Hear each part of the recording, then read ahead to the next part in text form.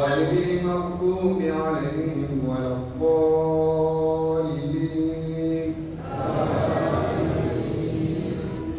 الرجال قوامون على النساء بما فضل الله بعضهم على بعض وبما أنفقوا من أموالهم فالصالحات قانتات حافظات للغيب بما حفظ الله واللاتي تخافون نشوزهن فعظوهن واهجروهن في المضاجع واضربوهن فإن أطعنكم فلا تبغوا عليهن سبيلا إن الله كان عليا كبيرا. وإن خفتم شقاق بينهما فابعثوا حكما من أهله وحكما من أهلها إن يريدا إصلاحا يوفق الله بينهما إن الله كان عليما خبيرا.